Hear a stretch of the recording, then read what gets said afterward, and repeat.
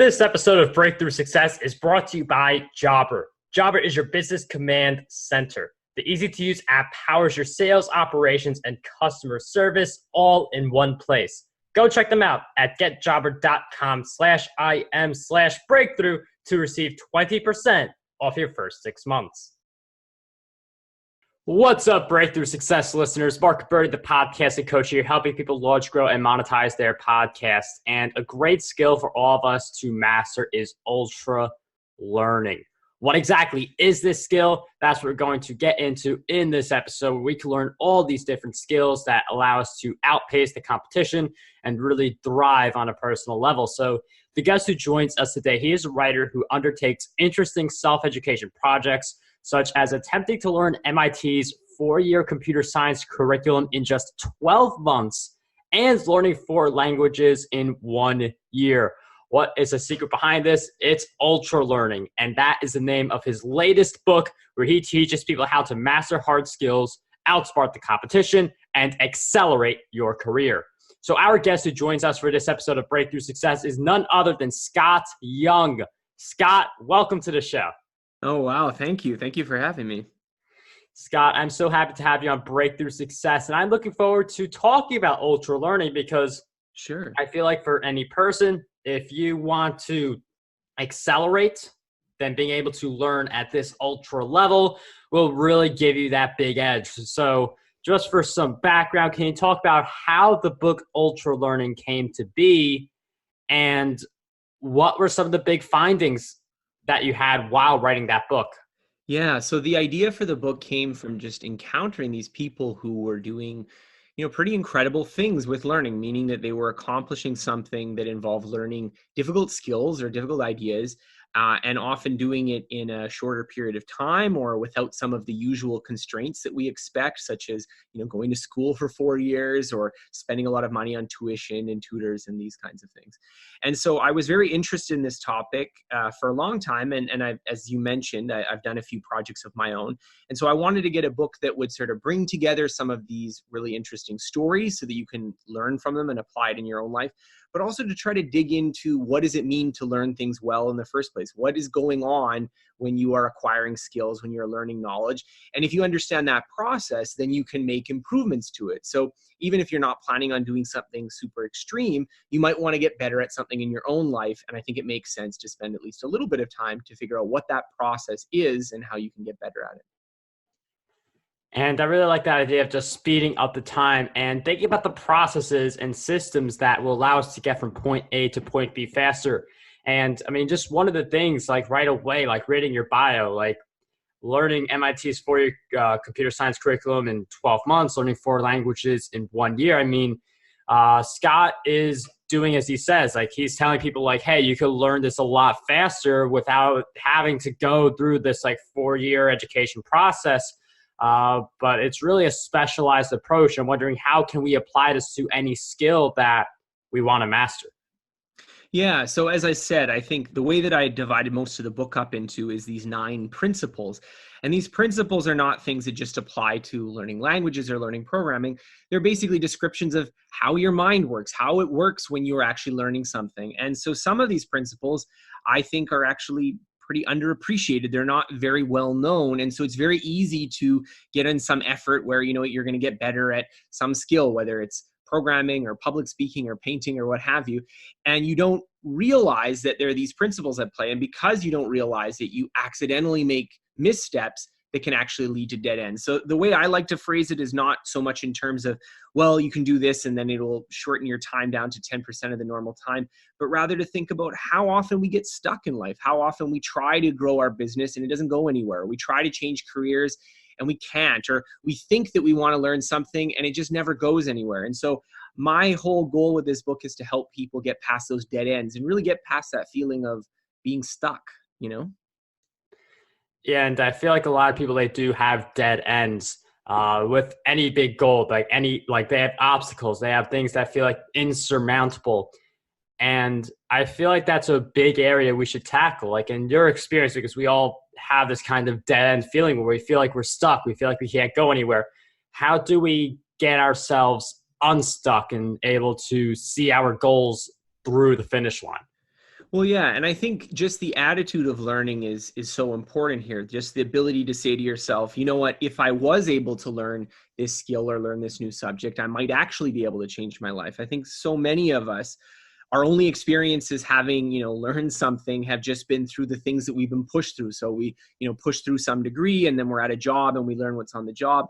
And sometimes that can straitjacket us because we don't see how, if I became a really good public speaker, for instance, what could that do for my career? Or if I, branched out and learned a programming language, how that could enhance what I'm doing right now, or maybe even transition to a new career. And so I think if you can understand the learning process and you can see what's really possible for you in that way, then it's a lot easier to see the options for your life start to open up. So instead of just doing the thing that you studied in college or just doing the thing that you have narrow specialized training for, you can really open up to say, hey, maybe I might be able to jump over and do something different, or maybe I'll be able to do something at a different level than I'm doing it right now. And so I think that's very powerful.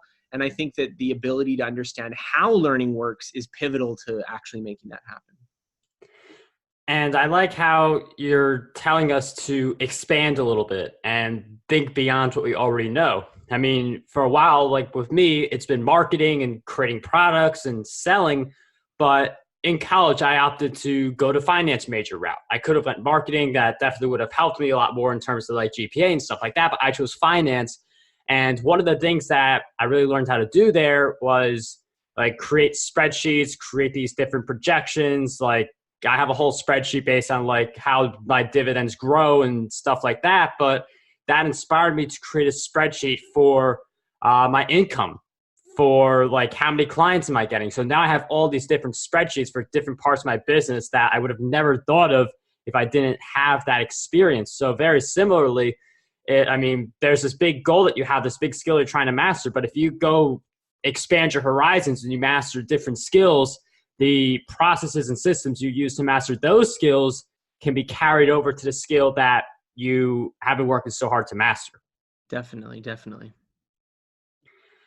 And I feel like one of the things that people may be thinking is, well, where do I expand? Because I feel like there's so many different options and other people just may not be comfortable with expanding horizons. So what's your suggestion for picking these different skills that can complement the one that you already have?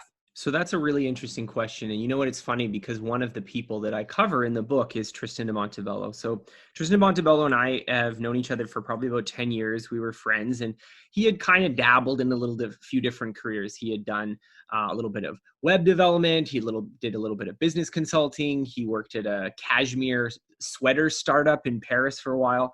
And I remember talking to him about the idea for this book that I wanted to talk about people who took on aggressive self-directed learning projects. And he was saying that, he wanted to do something like that. And we were kind of banding forth and it kind of came to this exact question of, well, what should you learn? What should you actually do? And so in his case, the funny thing about his story is that he kind of chose it, not really from some concrete analysis of like, this is the one skill that I need to master, but just because he thought, you know what, I've gone through some of the possible options and I think public speaking would be a pretty good skill. I'd like to be better at public speaking. And the really fascinating thing is that through his project, he was very intensive. He was speaking, multiple times a week, sometimes even twice a day for a very intense period of time. He actually went from having fairly little experience, only having given a handful of speeches in his entire life, to being a finalist for the World Championship of Public Speaking, which is an event put on once a year by Toastmasters, where I think it's over 32,000 people a year compete in it, kind of elimination style, and he went to the top 10. And what happened out of that was that not only did he get this, really far in this competition, which is incredible, but it actually totally pivoted his career. So he ended up with the person he was working with during the project, they ended up starting a consulting company to help people with improving their public speaking and landing 5-figure clients, and totally changed his career trajectory. So when we talk about what skill should you master, I think it's less important which skill you master, but that you spend some time doing this kind of learning or doing this kind of investment in yourself. And so very often there are many, many skills that if you put in the time and effort, you could create a 10x effect for your career, for your business. But the problem isn't that, there's so many skills, I don't know which one to choose. The problem is that most of us in our day-to-day life rarely push beyond that. We rarely go outside of our comfort zone and really get good it's something new that we can't do it all right now. And so I think what I'm trying to do with this book is not to say that there's one right answer, but to say there's many right answers. And that if you're listening to this right now, maybe that right answer for you is programming, maybe it's accounting, maybe it's public speaking, maybe it's writing, maybe it's something that, I haven't even thought of before, but it could make a big difference in your life. So if you're listening to this part of Breakthrough Success and you're thinking, this is really great, I like this whole idea of skills, but you feel like you don't have enough time to devote towards any of these skills, that's what we talk about next. Before we get into that, we first have the Jobber Minute. And some people say that they're not the most tech-savvy people, so how will Jobber help them? Will it require any training? Well, unlike some of the other products on the market, Jobber is very user-friendly regardless of how tech-savvy you are. With any new software, there's always going to be a bit of a learning curve. Fortunately, they have all the tools and support you need to make this process as successful as possible for you. Jobber's Success Team is available to answer all of your questions and can be reached through their mobile app, email through support@getjobber.com, or over the phone at 1-888-721-1115, extension 2. You can also reach them via live chat by clicking the speech bubble on the top right corner of your Jobber screen. Plus, check out Jobber's Help Center for webinars, instructional videos, and other great features. And if you guys want a super special discount to Jobber, make sure you go to getjobber.com/im/breakthrough to claim your discount. All right, let's jump right back into the episode. And I mean, a lot of really great points there. And it's just a skill, like just getting out of the comfort zone. Because if you get out of the comfort zone with just some new skills that you want to pick up, it makes it easier for you to do the things that really move the needle forward for your business. So a friend of mine, Tom Singer, he does stand-up comedy. Now he's a speaker. He speaks at corporations. That's what he gets paid to do and stuff. But he does stand-up comedy because it really pushes speakers outside of the comfort zone. If you're a public speaker, stand-up comedy is a lot different. It's definitely a lot harder than the traditional route of public speaking. That's what I've heard anyway. I personally would never do stand-up comedy. That's just not something that appeases to me. But there are different skills that I do that are different, but do, help you with the skill. I mentioned earlier about the dividends and the spreadsheets. But I'm wondering, Scott, the big thing that I get a lot from Breakthrough Success listeners, from people on my social media feeds, from people all over the places, all this stuff sounds really amazing, but I don't have the time. So how can we find the time to really hone in on these new skills when, let's say, you have a 9-to-5, you have a family, maybe you're doing a side hustle and these different things. So how do we find the time to just master these different skills? Absolutely. And part of the goal that I had in writing this book was to find some of the most interesting and extreme examples, because I think we often learn more from extreme examples. You often learn more about how to start a business from Steve Jobs and his success with Apple than you have some guy who's, running a moderately successful restaurant.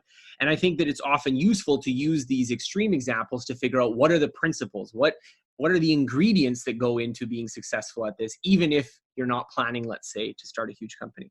And so for this, what I've really found is important is not to focus so much on, are you spending, 60, 80 hours a week on some big learning project? Because you're right, most people don't have time for that, but rather to ask, what are you doing with each hour you have available? So even if you only have, let's say, 3 hours a week to work on learning something, well, then those are the people that really have to do it efficiently and effectively. Because if you're wasting any of those 3 hours, you're going to run out of, months or years of time where you're not actually making progress. And so the thing that I suggest is that there's 3 ways to look at applying this kind of philosophy. One way is through bursts. So this can happen when you are switching between projects or even switching between jobs or having a summer off in school, that you have a chunk of time where you have it relatively free and you want to really focus on it for a short period of time. A lot of the projects and people I met have done something like that. The other way that you can do it is to do it part-time. So you can decide, I'm going to spend X hours per week, and that can be as little as a couple hours per week. It could be as many as, let's say, 10 hours a week that I'm going to devote for working on this project. And it's not going to go as fast as if I was doing 80 hours a week, but you'd be surprised at how far you can go just spending even a couple hours a week learning something new. And then the final thing that I suggest is that we're always learning things all the time. If you're starting a business, you're learning things constantly. If you are in a new job at a new company, you're learning things. If you're starting a grad program, if you have to log professional development hours, there's already a lot of time where you spend figuring things out and learning things. And so I think if you understand the process and principles behind learning, you can optimize those times that you're spending already. So for instance, how many of us, read a business book or listen to a book on Audible and then we forget most of it later? If you can improve your process of how many of those ideas you retain and actually apply, then you're going to become more effective even if you never spend an extra hour outside of what you were already going to do. And Scott brings a really great distinction, the difference between having knowledge and actually implementing the knowledge, because you can listen to this episode and think, wow, this is really amazing. I'm learning something. I have an extra little tidbit to say at the dinner table. But if you are applying what Scott is saying and you are using that to learn skills more quickly, if you're using that to inspire processes that allow you to outpace the competition, things like that, that's where the power actually is. So for some people, it could be just scaling down on the consumption and just apply what you're learning. So there's definitely a lot of different approaches to this. It just comes down to applying what you learn and then looking at your time to figure out where those extra hours are, because time is relative to all of us. And for a few people, it's like finding 3 hours a week may not be that much time in hindsight, but it really compounds over the long run. And for some people, that may be all they have. Absolutely. Absolutely. So I think it's very important to invest in improving those processes, those fundamental processes of your life. So, and I think learning is fundamentally one of them. That is a process that underlies a lot of the things that you do. So looking at that process and improving it is going to generate returns for your whole life. And I know we've been talking about learning because, learning is something so important for all of us to be doing. And that's why I really love hosting this podcast, because I learned so much by interviewing really awesome people like Scott. But in addition to learning, I am wondering if you can share with us some of the habits that you would say have been really essential for your success. Yeah. So I think there's been lots of habits that I've been found really helpful that have helped me to make progress on my goals. One of the things that I think has been super important has been having a productivity system. So a productivity system is just some way of organizing all the tasks and things that you have to do so that you're able to focus on the things that are important for you to do right now. So one of the ones that I've been using for a number of years, I call weekly daily goals. And it's very simple. You have a weekly to-do list where you pull from your calendar, from your projects, from your list of things that you have to do, from your broader to-do list, all the things that you want to accomplish this week. And then every day you make a separate to-do list of what you want to accomplish that day. And what I find beneficial about this is it allows you to focus in on individual tasks, because very often where we procrastinate, where we get stuck, is because there's too much stuff to do. There's too many important things. And so you just feel anxiety about it and you push it off. Whereas if you only have one thing to do, usually one thing is not that hard to do. And so I've been using this for a number of years and I found it quite successful. And just that level of focus is really incredible, because Scott mentions a key point. People have all these different things to do. They get overwhelmed. They don't do anything. But if you pick one of these really important things to do, and you get that done, you're going to feel better about yourself. It's going to give you momentum to do other things, but you're not getting distracted. You're not getting overwhelmed if you use that system Scott mentioned. So definitely a really awesome tip for us. I'm wondering, for people who want to continue following your work, where are some good places we could go? I know we'll be linking to your book in the show notes for anyone who's interested. Definitely. So you can go to my website, which is scotthyoung.com. That's SCOTTHYOUNG.com.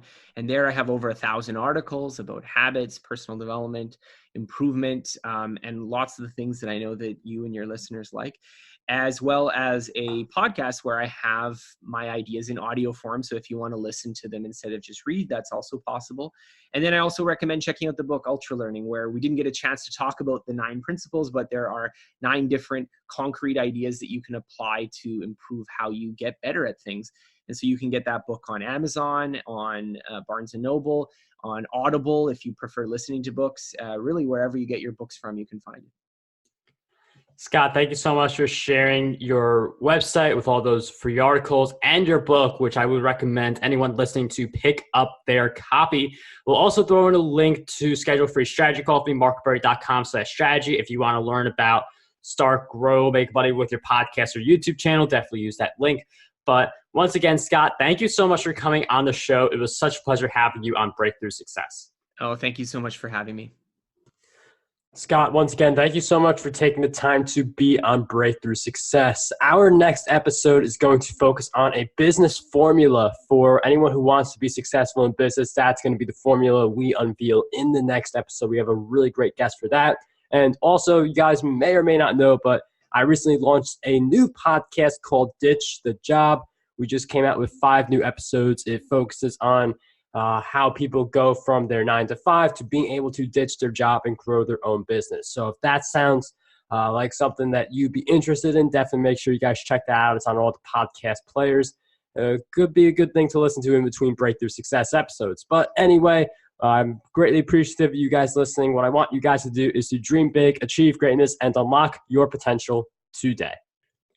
This episode of Breakthrough Success was brought to you by Jobber. Jobber is your business's command center. The easy-to-use app powers your sales, operations, and customer service all in one place. Start a free trial or sign up today to receive 20% off your first 6 months over at getjobber.com/im/breakthrough.